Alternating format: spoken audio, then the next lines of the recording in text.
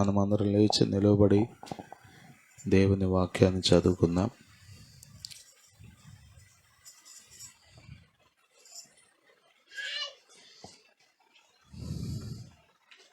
పరిశుద్ధ గ్రంథంలో నుండి కీర్తనల గ్రంథం 148వ కీర్తన చదువుకుందాం. Psalms 148. కీర్తనల గ్రంథం 148వ కీర్తన. రాజేష్ వచ్చి చదువుతాడు. కలిసి అనుసరించి దేవుని వాక్యాన్ని పలుకుదాం.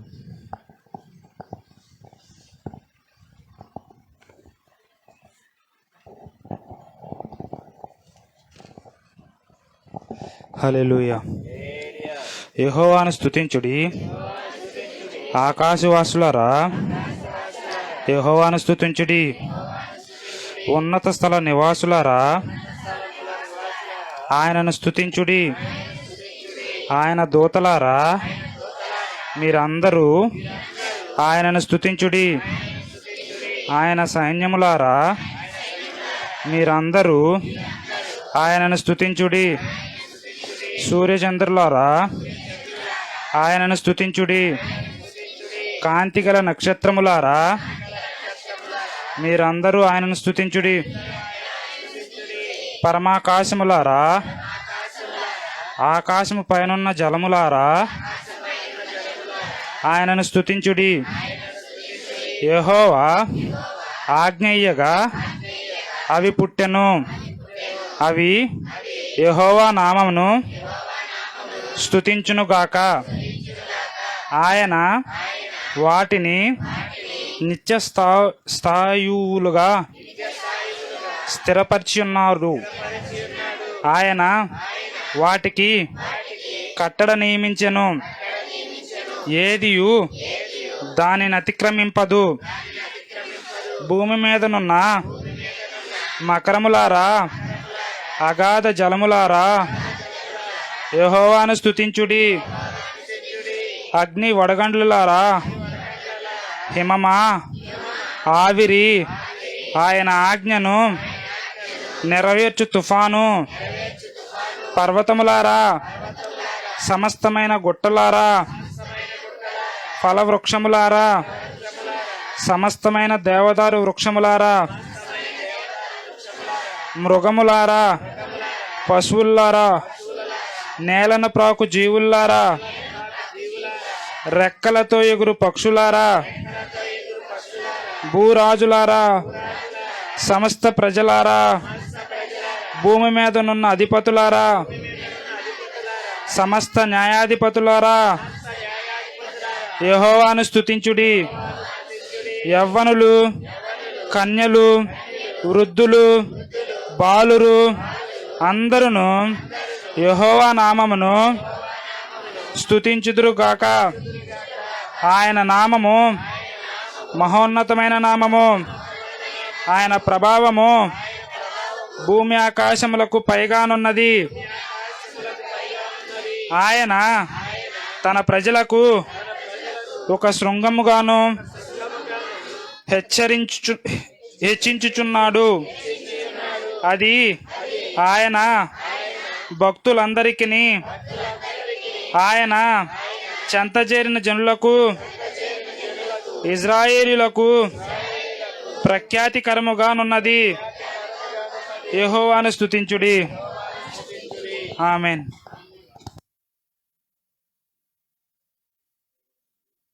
మనందరి వెనుకడిలో ఆశీర్వదించును గాక.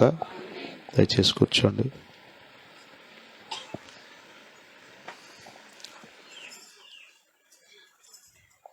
దేవుని స్తోత్రం.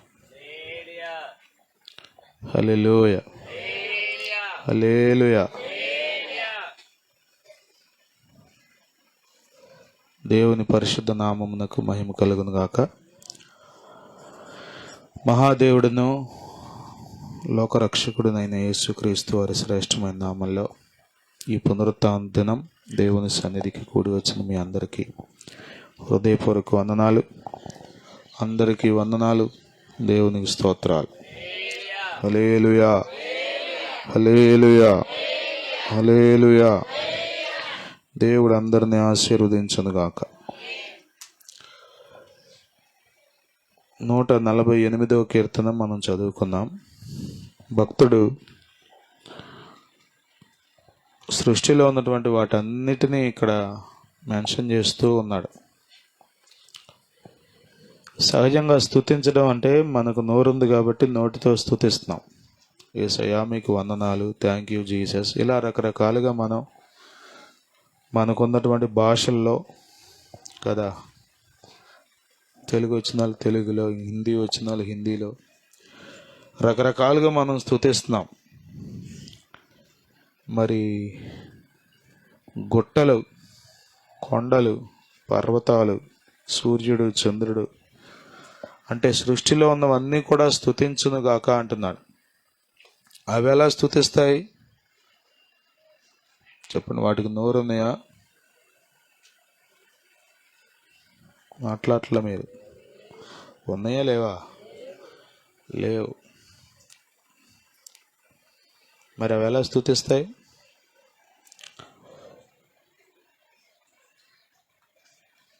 గమనించండి, సృష్టిలో ఉన్నటువంటి సమస్తము దేవుని ఆజ్ఞను నెరవేర్చడం ద్వారా స్తుతిస్తున్నాయి. సూర్యుడు సృష్టి మొదలుకొని ఇప్పటి వరకు ఆయన ఆజ్ఞ ప్రకారం, ఆయన మాట చొప్పున నడుచుకుంటూనే ఉన్నాడు. ఎన్నడూ ఆయన మాటను అతిక్రమించి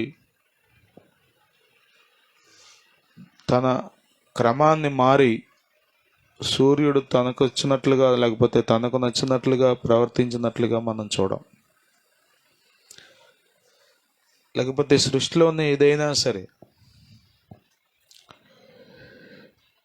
అంటే ఓవరాల్గా ఏంటంటే దేవుడు ఎవరు అంటే సమస్త సృష్టి స్తుతించదగినవాడు. ఏదో ఒక ప్రాంతం, ఒక ప్రజలు, ఒక వర్గం అలా కాదు.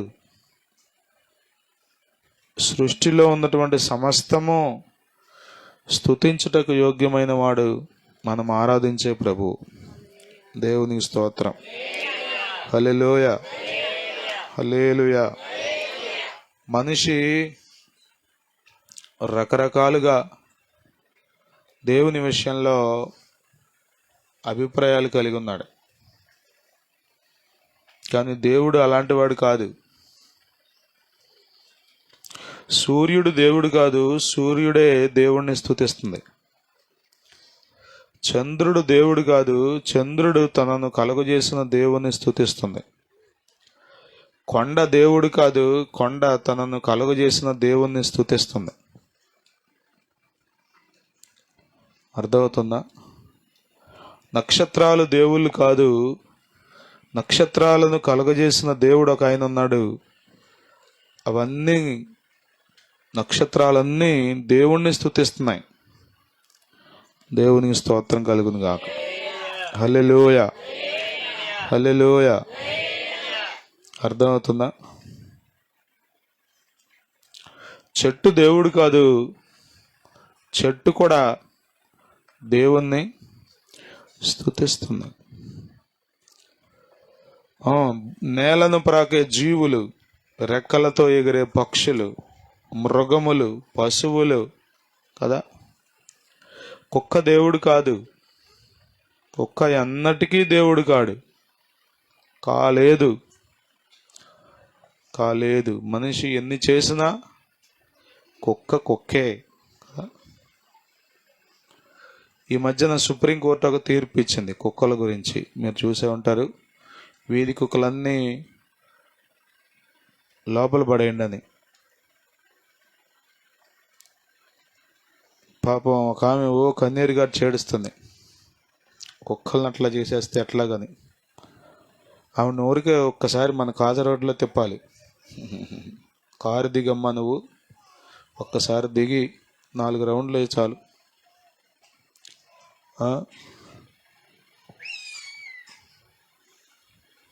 కుక్కే. నేను ఈ మధ్యన ఒక వీడియో చూశాను. రోడ్డు మీద ఆవును కరుస్తుంది కుక్క. బండి మీద వెళ్ళే వ్యక్తి ఏం చేశా అంటే ఆ కుక్కను కొట్టాడు, గట్టిగానే కొట్టాడు, కొడతాం కూడా మామూలు కాదు, ఆవుని కాపాడటం కోసం. ఈలోపు ఒక మనిషి వచ్చి ఈ వ్యక్తి మీద పోట్లాడుతున్నాడు, కుక్కను కొట్టిన వ్యక్తి మీద బాగా పోట్లాడుతున్నాడు. అది సీసీ ఫుటేజ్, అది వీడియోనే ఉంది తప్ప ఆడియో లేదు. అతని ప్రవర్తన బట్టి గట్టిగా కేకలేస్తున్నాడు, పోట్లాడుతున్నాడు అని అర్థమవుతుంది. ఆ వీడియోలో ఎలా ఉందంటే కుక్క మరి పడిపోయి ఉంది, బాగా గట్టిగానే కొట్టాడు అని కూడా మొత్తం పడిపోయి ఉంది. అది లేచి ఎవడైతే పోట్లాడుతున్నాడో ఆడి పిక్క పట్టుకుంది. కుక్కే అని చెప్పడానికి ఇదన్నీ చెబుతున్నా నేను. పాపం ఆ కుక్క పక్షంగా పోట్లాడుతున్నాడు ఒక ఆయన. దాన్ని ఎందుకు రట్ట కొడుతున్నాడు అంటే జీవ సంరక్షకుడు అయి ఉంటాడు పాపం అతను. అతను ప్రయత్నం చేస్తున్నాడు. దీనికేం తెలుసు, కొట్టినోడిని కరవట్లా, కొట్టినోడి మీద పోట్లాడుతున్నాడు చూసారా, ఆడి పిక్క పట్టుకుంది. ఆశ్చర్యం ప్రియులారా, జంతువులే అన్నటికీ దేవుడు కాలేవు. అర్థమవుతుందా?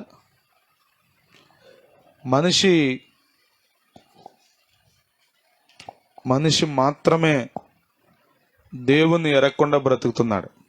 సృష్టి అంతటికి తెలుసు దేవుడు ఎవరో. కొన్నిసార్లు అనిపిస్తుంది పిచ్చుకలకు తెలుసు మనకంటే దేవుడు ఎవరో. మునగ చెట్టు ఉందే, ఆ మునగ చెట్టుకు తెలుసు సృష్టికర్త ఎవరో కదా. ప్యాంట్ వేస్తాం, చొక్కా వేస్తాం, ఫెయిర్ అండ్ లవ్లీ రాస్తాం, పౌడర్ రాస్తాం, ఎంతెంత చేస్తాం, కానీ మనకు తెలియదు మనల్ని కన్నవాడు ఎవడో, మనకు జీవం పోసిన వాడు ఎవడో, మనం ఎవరిని స్తుతించాలో మనకి తెలియదు. ఎంత విచారకరం ఇది, ఎంత విచారకరం. సృష్టి వేరు, సృష్టికర్త వేరు. సృష్టి అన్నటికీ సృష్టికర్త కాలేదు. సృష్టి అన్నటికీ సృష్టికర్త. కొమ్మరి వేరు, కొండ వేరు. కొమ్మరే, కొండ కొండే. కొండ కొమ్మరి అవుద్దా చెప్పండి? కొండ కొమ్మరివాడు అవుతాడు ఎప్పటికన్నా? అవలేదు. తలకిందులుగా తపస్సు చేసిన, గడ్డాలు పెంచిన, చెప్పండి, కొండే.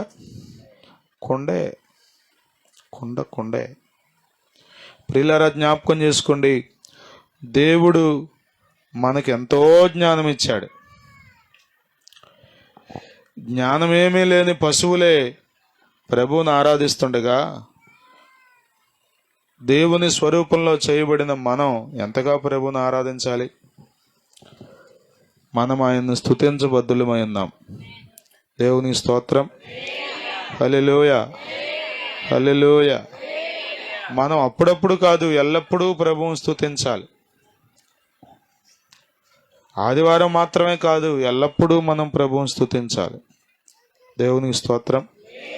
అధిపతులు ప్రభువుని స్తుతించాలి, అధికారులు ప్రభువుని స్తుతించాలి, ధనవంతులు ప్రభువుని స్తుతించాలి, రాజులు ప్రభువుని స్తుతించాలి, ప్రధానులు ప్రభువుని స్తుతించాలి. దేవుని స్తోత్రం. హల్లెలూయా, హల్లెలూయా. కొద్దిమంది నచ్చితే ఊరికే పాలు పోసి అభిషేకం అంటున్నారు, బ్యానర్ మీద లేకపోతే విగ్రహం మీద. నీకు పిచ్చి ముదిరిపోయింది. అర్థమవుతుందా? ఆరాధించుటకు యోగ్యుడు ప్రభు ఒక్కడే. దేవుని స్తోత్రం. మనిషిని గౌరవించు, ప్రేమించు, సన్మానించు, యోగ్యునిగా చూడు, కానీ ఎన్నడూ మనిషిని దేవుణ్ణి చేయమాకు. అర్థమవుతుందా? కుల సంఘాలని, అభిమాన సంఘాలని, ఫ్యాన్స్ అసోసియేషన్ అని రకరకాలుగా తయారైపోయారు మనుషులు. భారతదేశంలో ఉన్న విచిత్రం ఏంటో తెలుసా? చాలామంది బిడ్డలకి ఆహారం లేక అల్లాడిపోతున్నారు, కానీ విగ్రహాలకు పాలు పోస్తున్నారు. రాజశేఖర రెడ్డి గారి పుట్టినరోజు అయితే చాలు పోసేస్తారు. ఉం? ఏమవుతాయి? ఏమవుతాయి? ఒక్క గుటకం వేస్తాడా? వేస్తాడా? చెప్పండి. విచిత్రం, విచిత్రం. చాలామంది పేదలు వస్త్రాలు లేక, సరైన వస్త్రం లేక చలిలో అల్లాడిపోతున్నారు, కానీ విగ్రహాలకు మాత్రం బోళ్ళని కప్పుతారు. ఎంత విచిత్రం అంటే భారతదేశంలో ఇలా జరుగుతుంది. దేవుని వాక్యం మనకు స్పష్టంగా బోధిస్తున్న సంగతి ఏంటంటే, జీవంగల దేవుడు ఒక్కడే ఉన్నాడు, ఆయన ప్రభు అయిన యేసుక్రీస్తు. సృష్టికర్త ఒక్కడే ఉన్నాడు, ఆయన ప్రభు అయిన యేసుక్రీస్తు. ఆయనను తప్ప మనం ఎవరిని ఆరాధింపకుందుము గాక, ఆయనను తప్ప మనం ఎవరిని స్తుతించకుందుము గాక. ఆయనను మాత్రమే మనము దేవునిగా ఎరిగి మనం ఆయనను సన్నుతించుదుము గాక. హల్లెలూయా, హల్లెలూయా, హల్లెలూయా. కాబట్టి ఈ కీర్తన అంతా స్తుతిని గూర్చి. 146వ కీర్తనలో వ్యక్తిగతమైన స్తుతి, 147వ కీర్తనలో దేవుని ప్రజల స్తుతి, 148వ కీర్తనలో సమస్త సృష్టి దేవుణ్ణి స్తుతించే విధానం. అంటే ఓవరాల్గా ఏంటంటే ఇంకా ఇది అది అని లేదు, అందరం ప్రభువుని స్తుతించి తీరాలి. దేవుని స్తోత్రం. వయసుతో సంబంధం లేదు, హోదాతో సంబంధం లేదు, అధికారంతో సంబంధం లేదు, ప్రాంతంతో సంబంధం లేదు, చదువుతో సంబంధం లేదు. మనమందరము ప్రభువుని స్తుతించాలి. దేవుని స్తోత్రం. హల్లెలూయా, హల్లెలూయా. 13వ వచనం, అందరూ యెహోవా నామమును స్తుతించుదురుగాక. ఆయన నామము మహోన్నతమైన నామము, ఆయన ప్రభావము భూమి ఆకాశములకు పైగా ఉన్నది. ఈ కీర్తనలో నుండి ఒక పాట నమ్ముంటే పాడించేవాడిని. అందరూ యెహోవా నామమును స్తుతించుదురుగాక. ఆయన నామము మహోన్నతమైన నామము, మహా ఉన్నతమైన నామము. ఇంకా ఆయన కంటే పైనున్న నామము ఏది లేదు. దేవుని స్తోత్రం. ప్రియులారా, మీరు ధన్యులు, మీరు నిజరక్షకుణ్ణి ఎరిగి ఉన్నారు. ఎవరిని స్తుతించాలో మీకు తెలుసు, మీరు సక్రమమైన మార్గంలో ఉన్నారు, మీరు ధన్యులు. దేవుడు తన భక్తుల కొరకు, తన చెంత చేరిన ప్రజల కొరకు ఆయన ఒక శృంగాన్ని హెచ్చించినట్లుగా తర్వాత వచనంలో మనం చదువుతాం. ఆయన చెంత చేరిన ప్రజలను ఆయన విడనాడు వాడు కాడు. మనం ఆయన్ను స్తుతించుదాం, ఆయన్నే స్తుతించుదాం. అర్థమవుతుందా? ఎంతోమంది ఎన్నో చెప్పొచ్చు, లాజిక్లు ఎన్నున్నా కానీ బైబిల్ చెప్తుంది సృష్టికర్త ప్రభువైన యేసుక్రీస్తు ఒక్కడే. హల్లెలూయా, హల్లెలూయా, హల్లెలూయా. ఒక్క మాట చెప్పి నేను ముగిస్తాను. మీ తల్లిదండ్రులు ప్రభువుని వెంబడిస్తున్నారని మీరు వెంబడించకండి. మీ తాత ముత్తాతలు యేసు ప్రభు మందిరానికి వస్తున్నారని మీరు మందిరానికి రాకండి.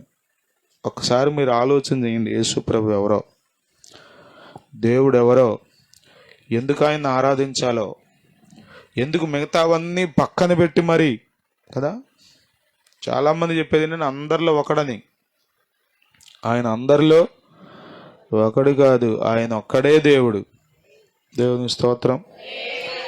ఒక్కడే యేసు, ఒక్కడే, ఒక్కడే పరిశుద్ధుడు, ఒక్కడే మహాదేవుడు, మహిమోన్నతుడు, లోకానికి రక్షకుడు యేసు ఒక్కడే. ప్రియులరా, ఆయన ఒక్కడే రక్షకుడు, ఆయన ఒక్కడే దేవుడు, ఆయన ఒక్కడే, ఆయన ఒక్కడే. మనం ఆయన్ని స్తుతించాలి, ఆయన వెంబడించాలి, ఆయన చిత్తమును చేయాలి. దేవుని స్తోత్రం. హల్లెలూయా, హల్లెలూయా. దేవుని స్తుతించే పనిలో మీరు ఉండండి. సృష్టి అంతా అదే పనిలో ఉంది, మీరు కూడా అదే పనిలో. శోచనీయం ఏంటంటే మనకు ఎప్పుడో పొద్దుపూట కొంచెంసేపు స్తోత్రం చెప్పుకోవడం, ఎప్పుడో రాత్రిపూట మళ్ళీ పడుకునేటప్పుడు పగలంతా కాపాడేవి నాయన స్తోత్రం. అట్లా కాదు, మన బిజినెస్సే దేవుని స్తుతించడం. We are here to glorify him, to praise him. మనం ఇక్కడున్నదే దేవుని స్తుతించడానికి. దేవుని స్తోత్రం. ఒకరోజు నీ లోకాన్ని దాటి వెళ్తాం. యేసునందు విశ్వాసం ఉంచిన వారు ఆయన తన రాజ్యంలో ఉంచుతాడు. ఆయన రాజ్యంలో కూడా మనం అక్కడ చేసే పని ఏంటి చెప్పండి? దేవుణ్ణి స్తుతించటమే. కాబట్టి ఆయన స్తుతించుదాం, ఆయన ఆజ్ఞను నెరవేర్చుదాం, ఆయనకు లోబడదాం, దేవుడెవరో ఎరిగి ఉందాం. బైబిల్ చెప్తుంది, తమ దేవునిని ఎరుగువారు బలము కలిగి గొప్ప కార్యములు చేస్తారు. నేను నలిగిపోతున్నాను, శ్రమలో ఉన్నాను, అయినా నేను నమ్మిన వానిని నేను ఎరుగుదును గనుక నేను సిగ్గుపడను అన్నాడు భక్తుడు.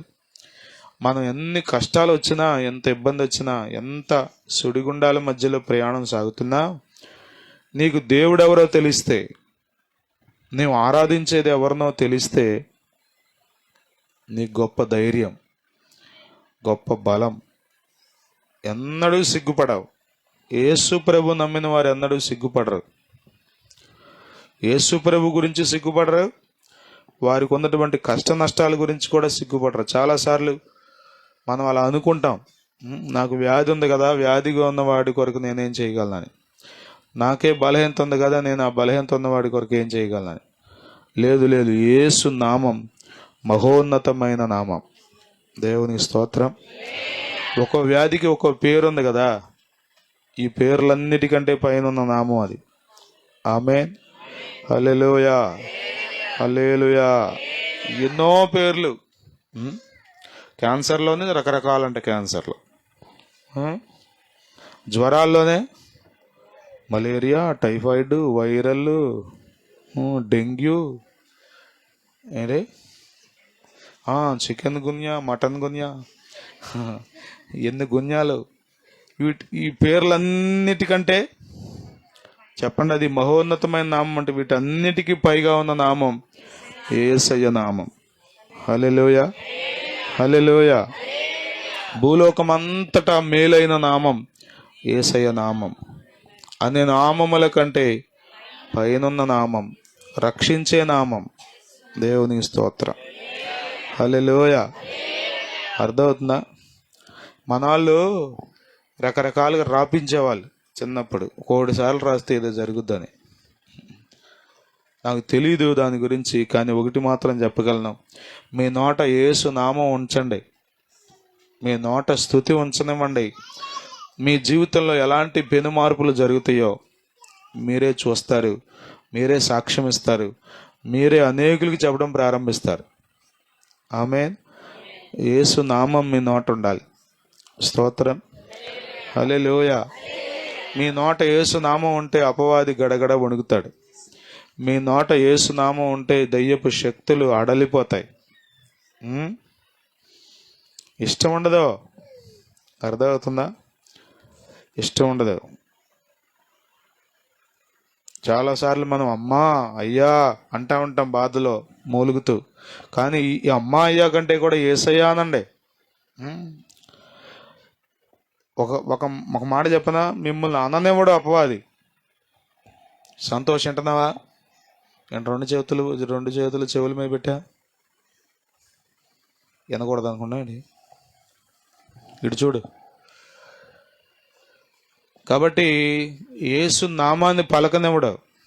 మీరు బాగుపడటం అపవాదికి ఇష్టం ఉండదు. యేసు నామాన్ని మనం పలకాలి, ఆయనను స్తుతించాలి. ఆమేన్. సృష్టి అంతా ప్రభువుని స్తుతిస్తుంది, మనం కూడా ప్రభువుని స్తుతించాలి. పగలు రాత్రి తేడా ఏమీ లేదు, చీకటి వెలుగు అనే సంబంధం ఏమీ లేదు, సంతోషం కష్టం అనేమీ లేదు. అర్థమవుతుందా? పుట్టినరోజు అయితే స్తుతిస్తామంటే మిగతా రోజులు 364 రోజులు చెప్పండి, అట్లా ఏం లేదు. ప్రతిరోజు మనం ప్రభువుని స్తుతించాలి, ప్రతి నిమిషం ప్రభువుని స్తుతించాలి. అర్థమవుతుంది? మీరు నిద్రపోయినా మీ లోపల ఉన్న ఆత్మ చెప్పండి ప్రభువును నేను నిద్రపోతున్నానే కానీ నా లోపల ఆత్మ మెలుకుని ఉంది, అది ప్రభువునే, అది దాన్ని మెలుకోగలిగిన స్థితి అంట.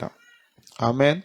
ఆ విధంగా మనం ప్రభువుని స్తుతించుదుము గాక, ఆయనను హెచ్చించుదుము గాక, ఆయనను ఘనపరచుదుము గాక, ఆయన నామమును ఆరాధించుదుము గాక. మన నోట ఆయన నామము తప్ప మరి ఏది ఉండకుండాను గాక. ప్రభు ఈ కీర్తన మన కొరకు ఆశీర్వదించును గాక. ఆమేన్. దేవునికి స్తోత్రం. హల్లెలూయా.